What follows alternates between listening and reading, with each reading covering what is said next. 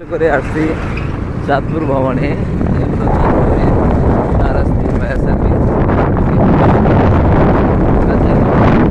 আর সামনে হচ্ছে কালীবাড়ি।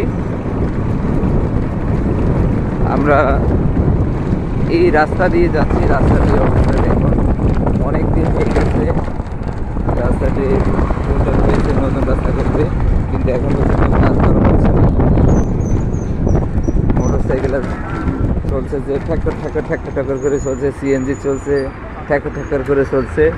এই যে আমরা এখন মূল কালীবাড়িতে চলে আসলাম।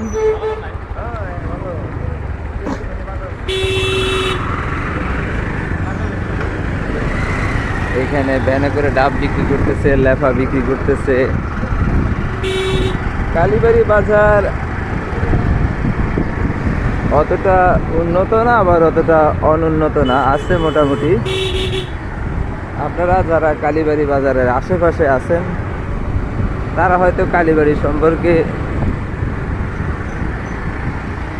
একটু বেশিই জানেন। আমরা দূর থেকে আসছি, আমরা ময়মনসিংহ থেকে আসছি। আমরা এখানে সম্পর্কে তেমন কিছু জানি না, এখনো কোনো লোকের সাথে কথা হয় নাই, নতুন আসছি এলাকায়। তারপরও মানুষের কাছ থেকে শুনলাম এটা নাকি কালীবাড়ি মাঠ, এখানে খেলাধুলা হয়, আবার বিভিন্ন অনুষ্ঠান হয়। এই যে এটা হলো কালীবাড়ি সোনালী ব্যাংক। আমার ভাই আগে এখানে চাকরি করছে, একটা ব্যাংক অ্যাকাউন্ট আছে, এটা ট্রান্সফার করে সেজন্য ব্যাংকে আসছে। এই যে আমরা এখন নামছি, দেখেন আপনারা এখানে পরিবেশটা দেখুন, অনেক সুন্দর, খারাপ না, মোটামুটি চলে, আমাদের ময়মনসিংহের মতোই। এই যে ভাই এখন যাচ্ছে সোনালী ব্যাংকের দিকে, উপরের দিকে উঠতেছে। ভাইয়া অ্যাকাউন্টটা হয়তো ট্রান্সফার করবেন না ভাইয়া? আপনি এখন কর্মস্থল কি ময়মনসিংহে?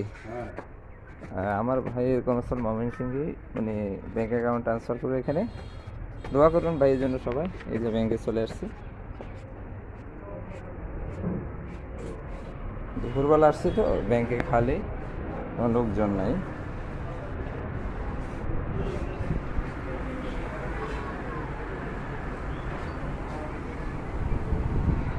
একদম খালি।